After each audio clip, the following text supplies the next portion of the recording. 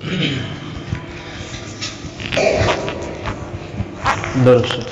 صل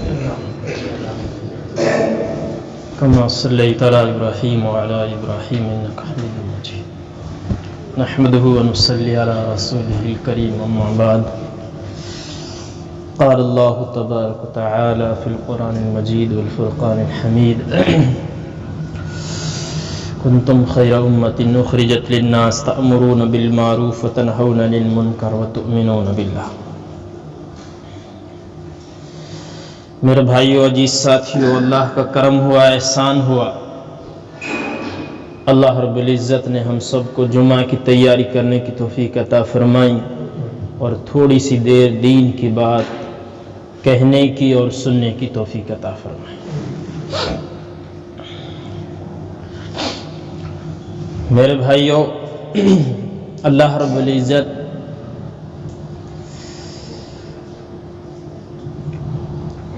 العزت کے یہاں وہ بندہ کامیاب ہے جس کی زندگی کے اندر دین ہوتا ہے، وہ کامیاب ہو جاتا ہے، اور جس کی زندگی کے اندر دین نہیں ہوتا وہ ناکامیاب ہوتا ہے. اسی لیے اللہ کے نبی صلی اللہ علیہ وسلم نے فرمایا کہ جانتے ہو کہ میری امت کا سب سے بڑا مفلس آدمی کون ہے؟ میری امت کا سب سے بڑا مفلس آدمی کون ہے؟ صحاباؤں نے عرض کیا، یا رسول اللہ، جس کے پاس درہم نہ ہو، دینار نہ ہو، مال و دولت نہ ہو، وہ آدمی مفلس ہے، کمزور ہے، غریب ہے.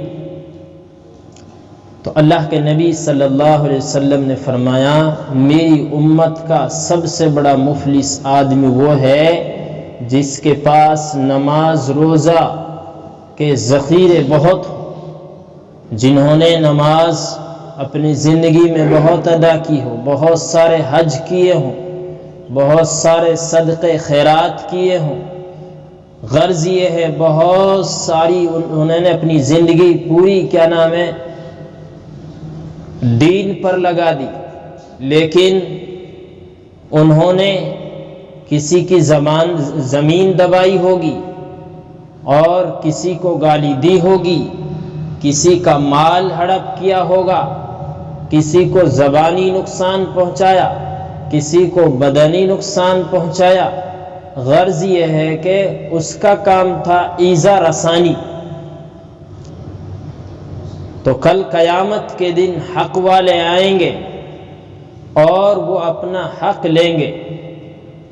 کسی کا حق نماز سے دیا جائے گا، کسی کا حق روزے سے دیا جائے گا، کسی کا حق حج سے دیا جائے گا، اور کسی کا صدقے سے، کسی کا خیرات سے، کسی کا تہجد سے، کسی کا چاشت سے.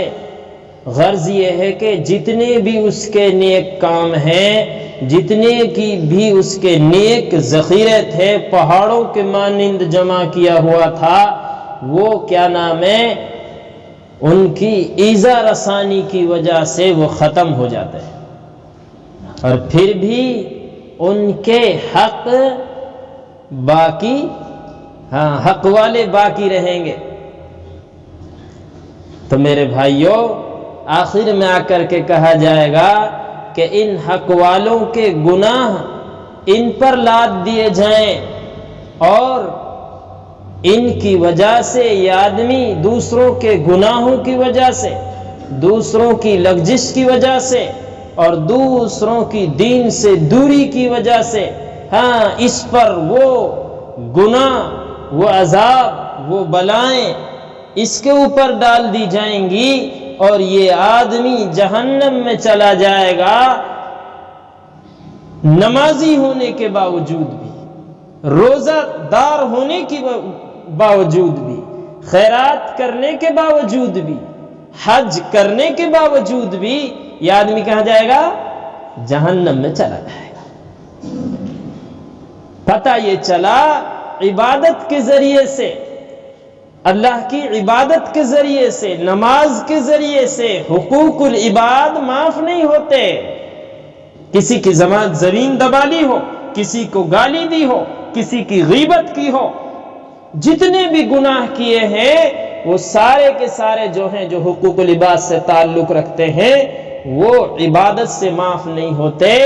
وہ حق والوں کے پاس جا کر کے ان سے معافی مانگی جائے اور ان کے حق ادا کیے جائیں، ان سے صلح صفائی کی جائے، تب جا کر کے وہ حق ادا ہوتے ہیں۔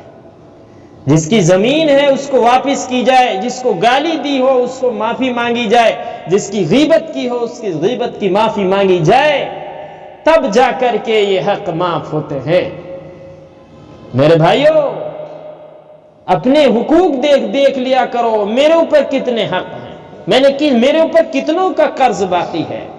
کہیں ایسا نہ ہو یہ قرض میرے لیے وبال بن جائے، یہ زمین میرے لیے وبال بن جائے، یہ گالی میرے لیے وبال بن جائے، یہ میرا سخت بولنا، یہ کسی پر ظلم کرنا، کہیں میری آخرت خراب نہ ہو جائے۔ اس لیے ہر ایک آدمی اس پر دھیان دے کہ کہیں میری آخرت میں اس بات پر پکڑنا۔ اللہ اپنے حق کو معاف کر سکتا ہے لیکن بندوں کے حق معاف نہیں کر سکتا۔ اس لیے آپ نے دیکھا ہوگا ہمارے بزرگ مولانا صاحب تھے گجوکیا کے نام سے، جو مولانا عبد القدیر صاحب، وہ ہر جنازے میں کہتے تھے بھائی کسی کے پاس ویسے اس کے حق ہو تو اس کو معاف کر دے، کسی کا قرضہ ہو تو اس کو ادا کر دے، اس کے وارثین ہیں۔ وہ کس لیے کہا کرتے تھے؟ اس لیے کہتے تھے کہ اللہ اپنے حق معاف کر سکتا ہے، بندوں کے حق معاف نہیں کر سکتے۔ اس لیے ہر ایک بندہ اس پر دھیان دے کہ میرے اوپر کوئی قرضہ نہ ہو۔ کب آ جائے موت، کس وقت آ جائے۔ بہت سارے بڑے بھائی ایسے ہوتے ہیں چھوٹے بھائیوں کی زمین دبائے رکھتے ہیں پوری زندگی، اور آخر میں کہہ دیتے ہیں کہ بھائی تو لے لے۔ ان کا نفع، ان کا منافع وہ بھی ظلم ہے، وہ حرام کھایا ہے، اس کا حق ادا کیسے ہو؟ اس لیے بڑے بھائیوں کو حق ہے کہ اپنے چھوٹے بھائیوں کی زمین ادا کرے پورا۔ میرے بیٹے زیادہ ہیں، اس کے نہیں ہیں تو اس کا حق دبا لیا جاتا ہے۔ اس کو پتہ نہیں ہے آخرت میں اس کا کتنا خمیازہ بھگتنا پڑے گا۔ تو نمازی ہونے کے باوجود بھی، تو روزہ رکھنے کے باوجود بھی جہنم کا ایندھن بنے گا۔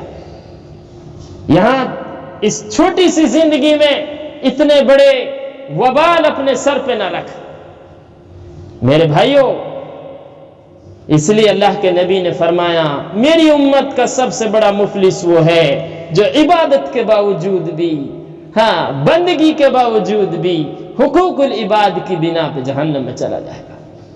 اس لیے ہر ایک آدمی اس پر پرہیز کرے کہ کہیں جو ہے میں کسی کا حق نہ لے جاؤں۔ میرا کوئی لے جائے کوئی بات نہیں ہے، میں اس کو معاف کرتا ہوں، لیکن میرے اوپر کوئی کسی کا قرضہ نہ ہونا چاہیے۔ اس سے عبادت کے ذریعے سے اس کا حق ادا کیا جائے گا۔ کوئی کہتا ہے، کوئی بزرگ کہتا ہے کہ ایک روپیہ کی وجہ سے اس کی 700 مقبول نماز لی جائیں گی۔ کوئی کچھ کہتا ہے، تو یہ وبال کوئی چھوٹا موٹا وبال نہیں ہو سکتا ہے ہماری نماز قبول نہیں ہو رہی ہو۔ وہ مقبول نماز رد نماز نہیں لی جاتی جس میں ہم نے اپنے دماغ سے گھر کی بات سوچی ہو، ہم یہاں مسجد میں کھڑے ہوں اور اپنی جو ہے ہمارا دماغ کہیں اور جا رہا ہو، وہ نماز قبول نہیں ہوتی۔ جو اللہ کے دربار میں قبول ہو گئی ہو اس سے حساب ہوگا، جو روزہ اللہ کے دربار میں قبول ہوگا اس سے حساب ہوگا، جو حج اللہ کے دربار میں قبول ہوگا آخرت میں اس سے حساب ہوگا، اس کو لیا جائے گا۔ رد نمازوں کے بارے میں اس سے حق ادا نہیں ہوگا۔ اس لیے بھائیوں اپنی زندگیوں کے قدم چم کے رکھو، کہیں ایسا نہ ہو کہ اس کی وجہ سے میں جہنم کا ایندھن تو نہیں بن رہا، میری کمیر میں کوئی کسی کا حق تو نہیں دبا رہا، کہیں چوری کا تو نہیں ہے، کہیں حرام کا تو نہیں ہے۔ ہر ایک آدمی اس پر دھیان دے اور اپنی آخرت سنوارے۔ کب موت آ جائے کسی کو پتہ نہیں ہے۔ اسی لیے فرمایا گیا کہ تم عبادت ایسی کرو، نماز ایسی پڑھو، روزہ ایسے رکھو، صدقہ ایسے رکھو جیسے میرا زندگی کا یہ آخری دن۔